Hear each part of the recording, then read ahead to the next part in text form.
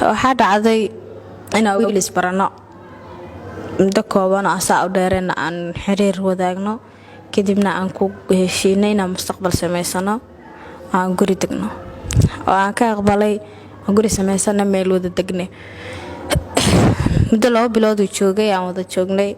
kadib asoo sidii qabo safar soo galay oo safray oo baxay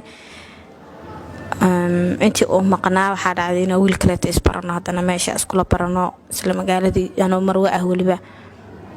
wiilkii kale hadana sidoo kale tasna xiriir mustaqbalay soo bandhigtay wiilkii hore oo qabo baa wiil kale isbarateen miya wiil kale isbaranay marka muddo saa u dheereen laakiin intuu maqan yahay baa dana wada xiriirnay soo dana ani ahaanteedu waa ka helay balse xiriir asnagan ay soo bandhigta kama diidin waa ka qaatay sida ahaato waa guursaday iyadoo ninka hore qabo baan guursaday kana waxa dhacday muddo kadib ana waa isku sidii u wada joogno inuu ninka soo laabto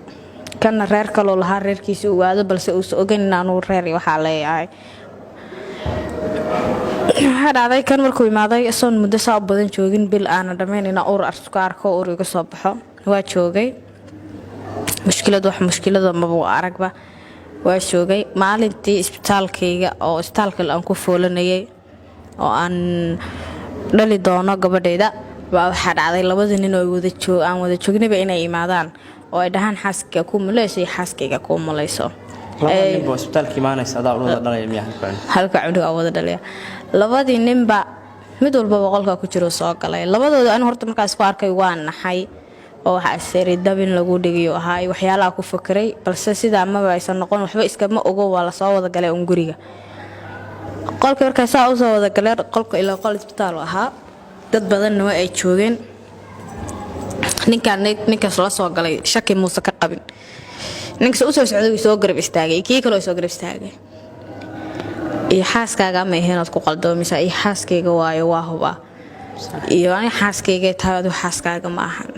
iyo adaa qaldanaysa sax amal adigu meeshii dood ayay ku dhaxmartay waa la soo waday anigi xaafadii la keenay su'aalaha wax meeshii la iga weydiiyay arrimihii waxba la iga su'aalay jawaabtoodii ma hayo ilaa waxaan ku jawaabayay ma lahan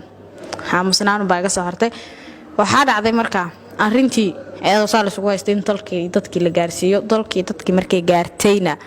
waxa dhacday inuu hurdadii ka soo kacay wixii dhan bariye igu noqdeen a'uudu billah waxa sheegayso dhan bariye noqdeen walaal wixii dhan bariye noqdeen oo marka aan riyoona laakiin walaal runa ilaahaad naxtiin ani dhan wadnigir marka soo kacay walaal waa ciid bileystay shaytaanka iska naarab oo soo fariistay laakiin alxamdulillah riil kaliya ku ekeed iyadoo runa ilaahay ma ituso waa yaabayo waxa isdhahan labada ninba gabadha iyadoo ay guursato si sax ah wada guursato maya subhanallah amrita sidaas aan ku riyotay labada nin oo halka cunuga wada dhashay hadii si sax kugu dhiclaad ka waran inna lillahi wa inna ilayhi raaji'un wala waa arin laga naxo laga ama kaago ilaahay naga haayo lama nin isku guursado waligeed ma dhicin horto laakiin niman inay naaga badan isku guursado way dhacday laakiin ilaahay naga haayo sida aad sheegaysay oo meeshan aan ugu soo wadaagtay oo aad sheegaysay wixii dhan riyo ku soo dhawaadeen Soomaa wixii dhan riyaan balse way dhici kartaa adduunka la joogo wax walba dhici karaan